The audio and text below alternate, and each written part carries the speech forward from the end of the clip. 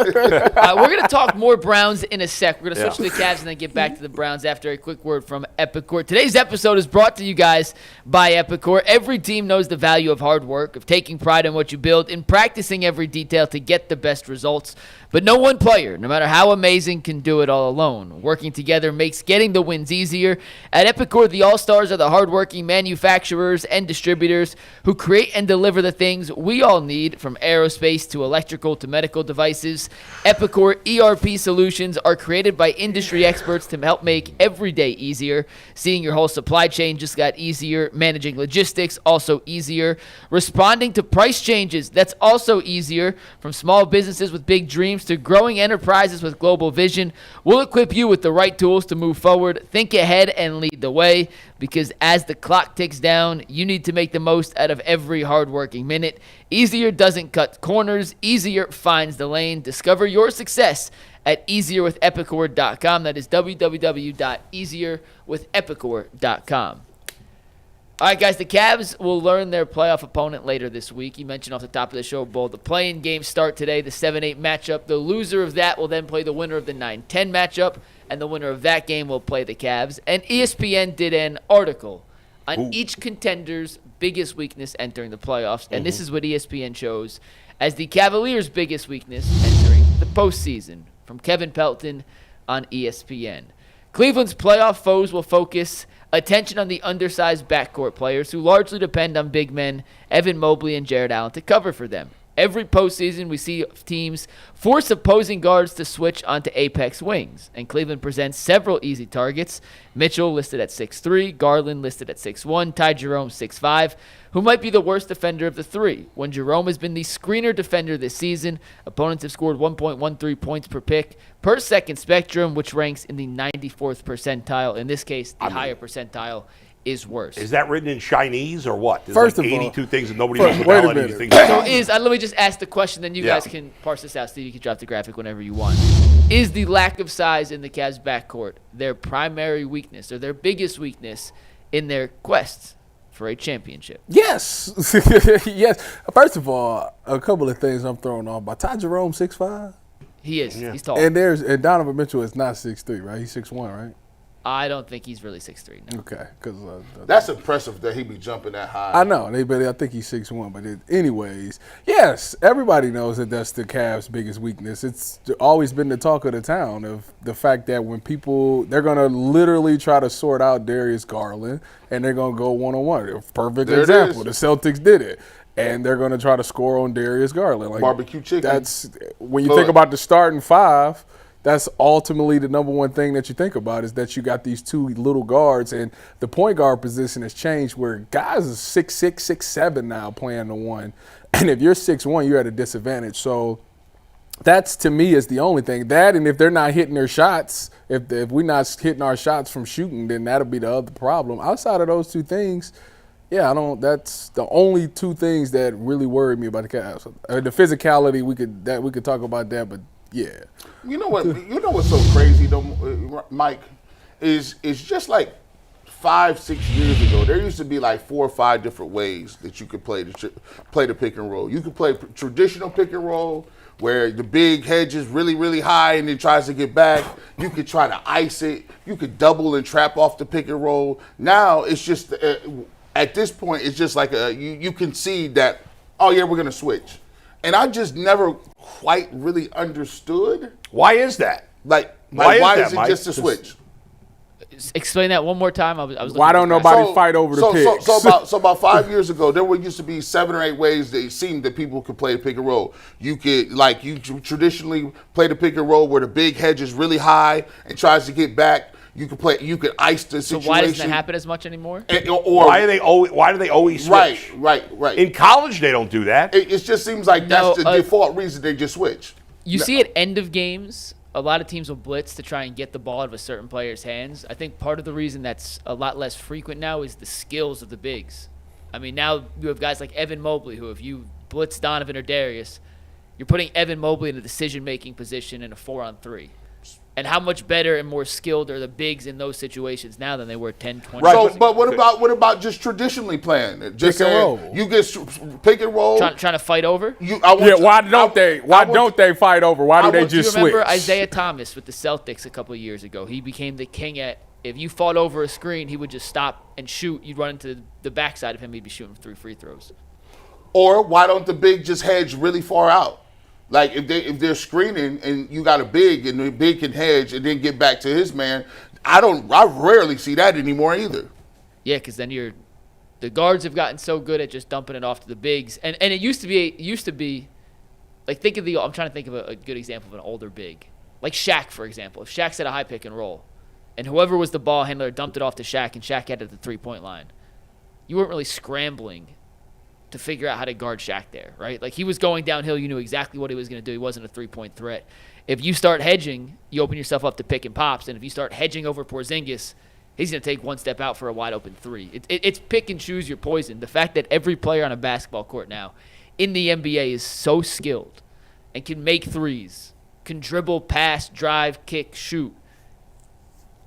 Do you want to sacrifice your advantage defensively and give them a 4-on-3 or a 3-on-2, depending on where the ball is, or just concede the switch and at least stay in a 5-on-5 situation? I'm not saying there's a right or wrong answer. G, I'm with you. I actually don't like conceding the switch as easily as the Cavs have this season, as most teams do.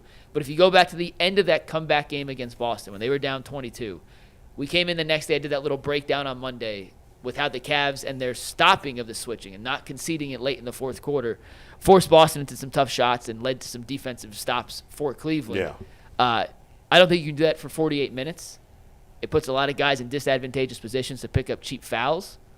I used that right for once. I used the big word right. Yep. It was. I like it. I don't think disadvantageous is a word. Yes, it is. Oh, my God. Bull, you can't take away the one big word I ever used correctly on this show. Let's look it up. This is a shame. Before you move on, this has to do with your basketball career. Did you win a championship? Did I see you post that you won a championship? I did. We won the City League championship on Sunday. Look at that. Was you MVP? No. How many points did you have in the championship? You're right, Mike. It is a word. You only had 4 points. That's what I said. Where was he? It was a low-scoring game. I'm not a scorer on this team. But that's beside the point here. We got some dudes. Oh, We got some dudes. They got one of those. He's got one of those weird white dudes with dreads on the team. I saw that. I saw the picture. That's always weird when you got a white Is guy he with dreads. he be getting buckets, McNuggets? The guy with the braids? Yeah. Nah, he's a rebounder. Does he Rebounder smell defender. bad? Come on, I can't man. smell. But no, Austin yeah, doesn't. fine. Austin does not smell bad. White guys with dreads always smell bad. That's just the rule. They live it like You only had 4 points in the championship. You're supposed to be like a knockdown shooter. facilitator. I mean, I at least expect a ton of assists, but Mike claims there's no stats. They keep points. That's about it. do you guys You didn't think? keep them in your head? The last thing I'm thinking of in a championship game is, did I have 3 assists or did I have 4 assists? Well, they won. That's all that matters. Do you guys think, like, at what point is this starting line about to change? I'm waiting. I've been fighting the Struce and whatchamacallit battle all year with you. You've been fighting in good faith. Fighting good. I am with you. Like you are now. I am now on the Hunter probably needs to be in the start. But I still will say that it is matchup dependent. It depends on who they're going up against. Celtics is no excuse. There's no excuse that Hunter should not be in the starting line. Because it it at least eliminates them hunting Strus. They're still going to hunt Garland. They still going to find him. But you can't have Jaylen Brown now on Strus picking his battles like he would. Nah. Aren't the Celtics the only team in the East that can really take advantage of this negative for the Cavs? Yeah. Is there anybody in the West that can? Okay. The Lakers can. Yeah. Okay. Yeah. OKC in a different way, but OKC, they can play as big I'm as just they not want. worried or as small about as they this. want. Obviously, this is their disadvantage. We know this is their weakness. It really feels like Boston's the only one where it's a serious issue. Yeah, that's what I feel. Because the other teams don't have, like we just talked about, the skill level. They don't have huge, like very big ball dominant guys that can pass, shoot, score, athletic, get to the rack. When you got Tatum and Brown, and then to a lesser extent White, and Derek White is the guy who, he can get hot and he could get on one of those things where he can run off 10, 12 points in a row. And then you still got Drew Holiday who will post you. Right. But also the biggest part about it is all the other teams that you named, their bigs kind of sit in the paint. So you got Allen down there. You got Mo.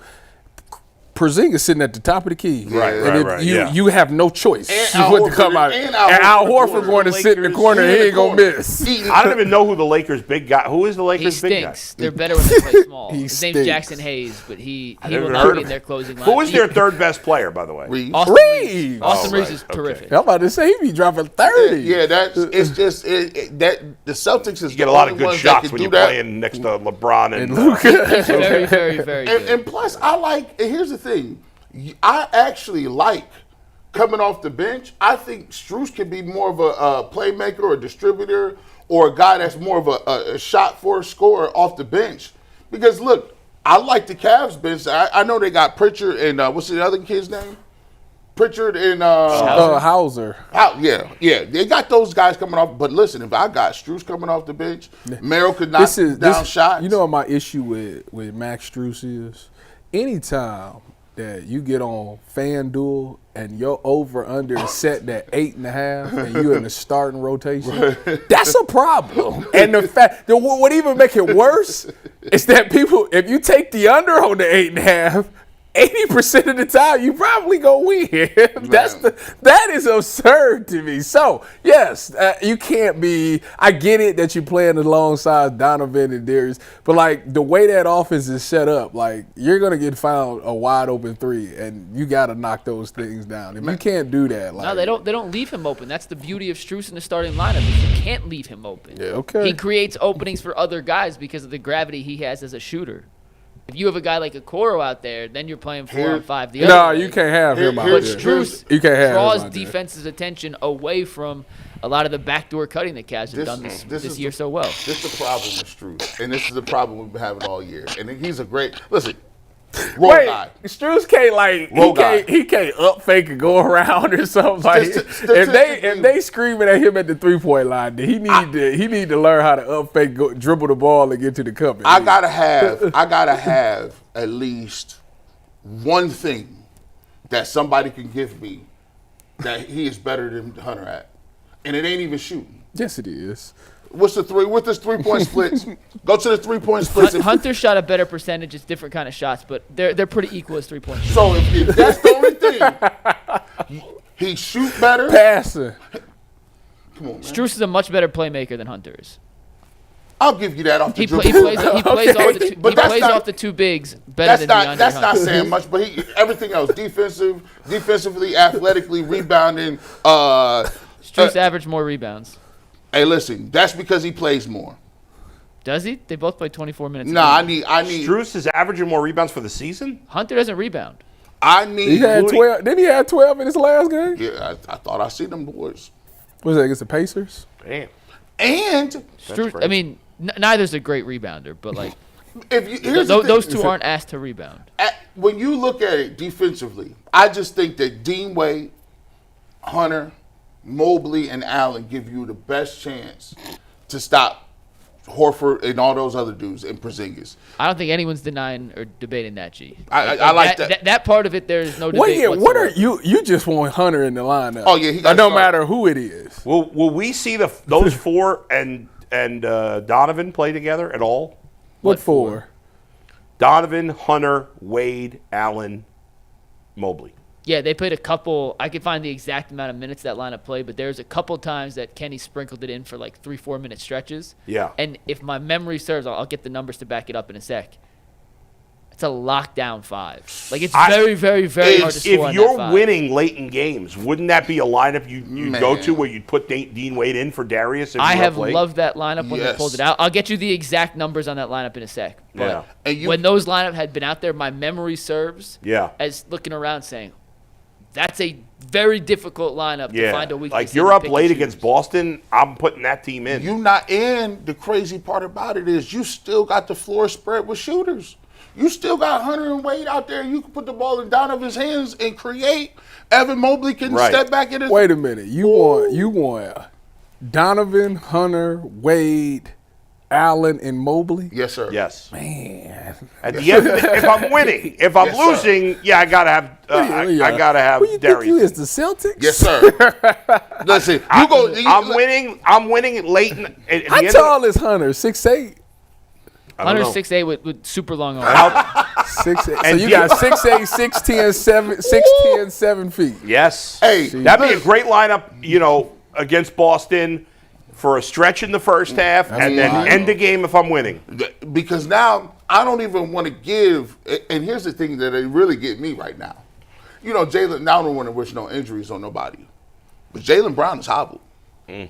I don't know if people know bone bruises are notorious for not healing correctly.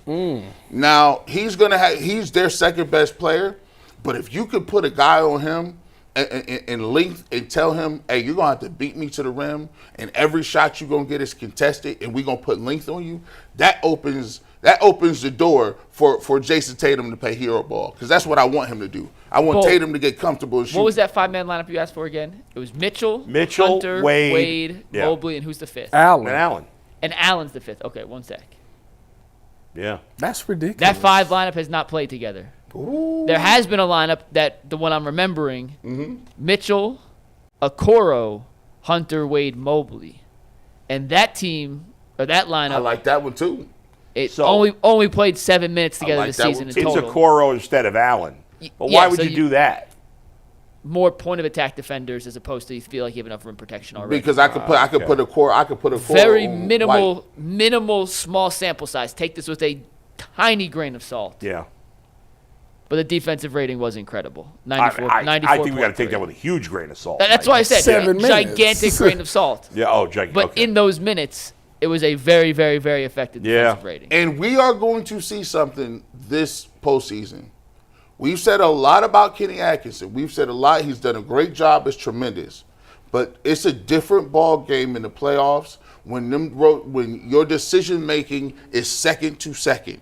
What are you running this out of bounds play? What rotation? I got to take him out. He's not hot. We need to figure out how to stop him. He's on a 10-0 run by himself. Right. These are the things that people are going to watch. And he has, if I'm thinking about it, if you correct me here, if I'm wrong, he hasn't had extensive basketball. Who?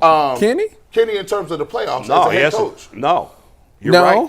No. So this is a different. He's got a lot to prove. It's a different animal. He did a great. You're right. He did a great job in the regular season. Much like the players, it doesn't matter anymore. This is a new season. And anything, I get it. If they don't win a championship, it's going to be a disappointment. But anything shy of a hard-fought 6 or 7 game loss to Boston in the Eastern Conference Finals is a disaster. I think it got to be 7 because to me, yeah. if you got home court, it's unacceptable. Yeah, that's true.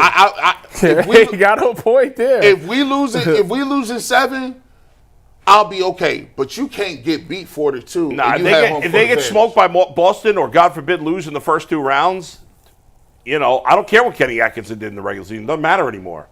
16 wins. That's what it is, 16 Let's go. wins. And there's going to be some games where we're going to come in here and y'all might get smoked. The Cavs might get smoked in one of these little games where they're on the road or something happens where they get down early. And we're going to find out how they go about taking that. That's because, they're not going to sweep the playoffs. Every game, it's just totally different way coaches and teams prepare for these games versus the regular season.